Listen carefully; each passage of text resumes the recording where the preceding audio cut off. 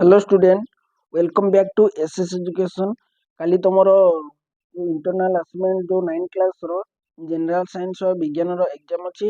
तो आज मु तार क्वेश्चन गुड तुम उनको आनी देखो 100% रियल क्वेश्चन।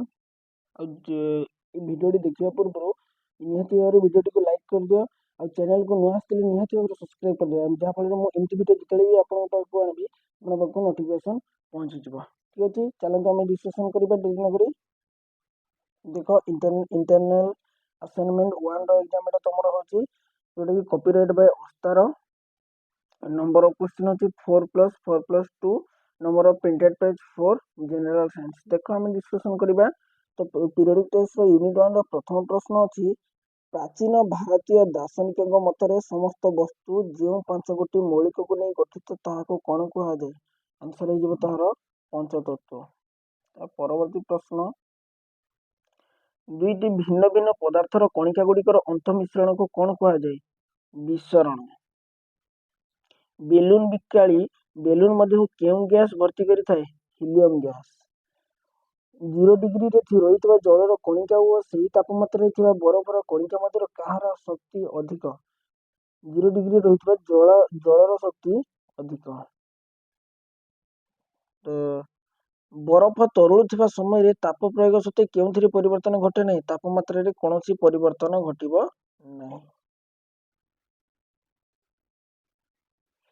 तापर यूनिट 2 रो प्रश्न अछि, क स्तंभ सहित ख स्तंभर उपयुक्त शब्दर मिलन करो। तो माने एटा मिलन करबो क्वेश्चन रे ही। देखो सोडियम क्लोराइड रो जलीय जल रे एहार द्रवण रो पृथकीकरण एटा हे जो बाष्पीकरण तुमरो। आ काल रो इंजन तेल रे रहि जाय छोट छोट धातु खंड रो पृथकीकरण केंडी होबो? केंद्रा प्रसारण। दही रो लहुणी रो पृथकीकरण सॉरी एटा कार इंजन तेल रे रहि जाय छोट छोट धातु खंड रो पृथकीकरण हे जबो तुमरो परिश्रवण। आ दही रो लहुणी रो पृथकीकरण हे जबो केंद्रा प्रसारण। फूलर पाखुड़ार निसर्जर विभिन्न वर्णकणार पृथकीकरण होची क्रोमाटोग्राफी। आ पेट्रोलियम जात द्रव्य छोट छोट अंश को अलग करबा होची आंशिक पाचन। ठीक अछि, एटा तो माने घोषित दबो आ परीक्षा लिखि परबो। ता परवर्ती प्रश्न मल्टीपल असाइनमेंट जो तार यूनिट 1 रो प्रथम प्रश्न अछि, एमोनियम क्लोराइड को उत्तप्त कले यह सीधा सड़क गैसीय अवस्था को परिवर्तित हुए। यही प्रक्रिया को कौन कहा जाए? तुम लिखिबो ऊर्ध्वपातन। तापर प्रश्न अछि, 100 डिग्री सेल्सियस को जदि केल्विन में परिणत करछो ताहले सेतिरे 273 तुम मिसै देबो ता फले 373 केल्विन हिजबो। ओदा लुगा सुखिबा केउ प्रक्रिया उदाहरण? बाष्पीभवन। एसीटन को हाथ रे रखिले ठंडा लगे काहेकि? आम पापुली रु ताप शोषित है सी तेणु हमको ठंडा लगी था। लिखिबो एगुडा आंसर तुम निहति भाबरे ठीक हबो। किए आम शरीर रे अधिक दहन सृष्टि करे? फुटुथबा जल बा फुटुथबा जल। यूनिट 2 रे अछि समस्त प्रश्न उत्तर ये एगुडा रे। पित्तल रे द्रावक किए? कपर। कपर होची पित्तल रे द्रावक। एक निर्दिष्ट तापमात्रा रे गोटे पृक्त द्रवण नहीं ताको धीरे धीरे ठंडा कले कौन हबो? द्रावक तले पड़ी जीवो बिले मन रख। तापर अछि, कॉलॉइड द्रवण रे काहेकि आलोकर गतिपथ दृश्यमान हुए? आलोक विचलित हुए तेणु सेटा दृश्यमान हुए। तुमको दिया जाइथवा रंगहीन तरल मिश्रित जल बोली किपरि जानिबो? क्रोमाटोग्राफी द्वारा। साधारण तापमात्रा रे केतोटी मौलिक तरल अवस्था रहिथांती? 2टी। तापर यूनिट 3 रे अछि, बायोफाइटा उद्भिद काहा द्वारा खाद्य व जल संग्रह करे? बाहर आवरण द्वारा। हाइड्रा केउ पर्वर अंतर्भुक्त? एटा तुमरो हुआ गानिस द्वारा से एरा हुए गानिस रो उदाहरण। एटा क्वेश्चन टा भूल अछि, एटा तुमको ग्रेस मार्क मिलिबो।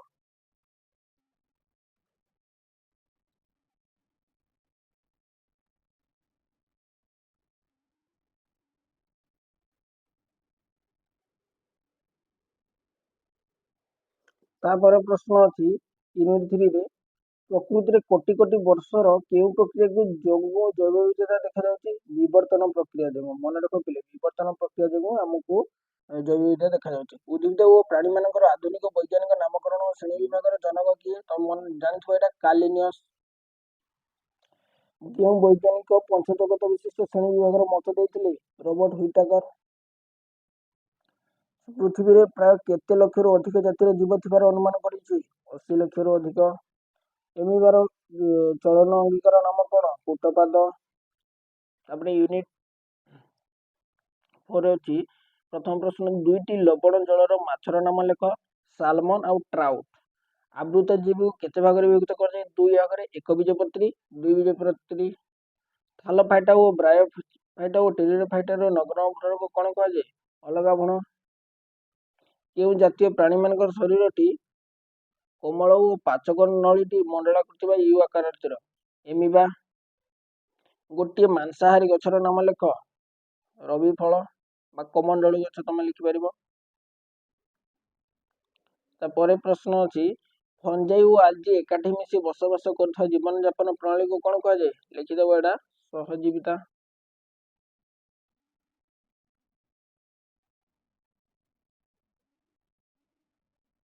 ସହଜୀବିତା।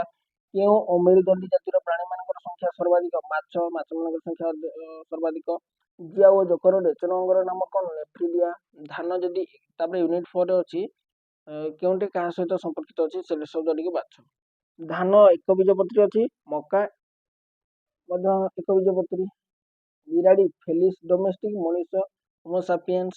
ଡୋଡୋ ପକ୍ଷୀ ବିଲୁପ୍ତ ଜାତି। ସୁବର୍ଣ୍ଣ ମର୍କଟ ସୁରକ୍ଷିତ ଜାତି। ମାର୍ସେଲିଆ ଟେରିଡୋଫାଇଟା। ସ୍ପାଇରୋଗାଇଟା ବ୍ରାୟୋଫାଇଟା।